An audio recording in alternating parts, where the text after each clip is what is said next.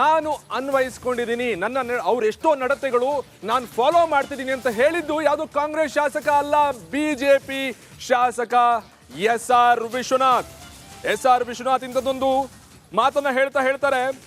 ಉಪಮುಖ್ಯಮಂತ್ರಿ ಸ್ಥಾನ ನಿಭಾಯಿಸೋದು ಸುಲಭ ಅಲ್ಲ, ಆ ಸ್ಥಾನವನ್ನ ಸಮರ್ಥವಾಗಿ ನಿಭಾಯಿಸ್ತಿದ್ದಾರೆ.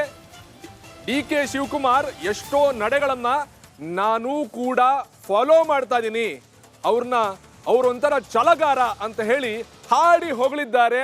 ಯಾಕೆ ಅಂತ ಗೊತ್ತಿಲ್ಲ, ಈ ಹಾಡಿ ಹೊಗಳಿದ್ದು ಮಾತ್ರ ಬಿಜೆಪಿ ಶಾಸಕ SR ವಿಶ್ವನಾಥ್. DK ಶಿವಕುಮಾರ್ ಬಗ್ಗೆ ಒಬ್ಬೊಬ್ಬರೇ ನಿಧಾನಕ್ಕೆ ಹೊಗಳೋದು ಬೇರೆ, ಕಾಂಗ್ರೆಸ್ನವ್ರು ಹೊಗಳೋದು ಬೇರೆ, ಆದ್ರೆ ಈಗ ಬಿಜೆಪಿಯವ್ರು ಹೊಗಳ್ತಾ ಇದ್ದಾರೆ. ಅತ್ಯಂತ ಸ್ತುತ್ಯಾರ್ಹವಾದಂಥ ಕೆಲಸ ಇದು.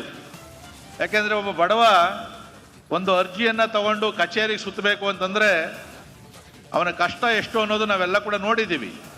ನಾವು ಹೋದಾಗ ಅಧಿಕಾರಿಗಳಿರೋದಿಲ್ಲ, ಅಧಿಕಾರಿಗಳು ಹೋದಾಗ ಕರೆಂಟ್ ಇರಲ್ಲ, ಕರೆಂಟ್ ಇದ್ದಾಗ ಅಲ್ಲಿ ಇಂಟರ್ನೆಟ್ ಪ್ರಾಬ್ಲಮ್ಮು. ಇದರಿಂದ ಭಾಳಷ್ಟು ಜನ ಸುತ್ತಕ್ಕಾಗದೆ ವಾಪಸ್ ಬರ್ತಾಯಿದ್ರು, ನಿರಾಶೆಗೆ ಒಳಗಾಗ್ತಾಯಿದ್ರು.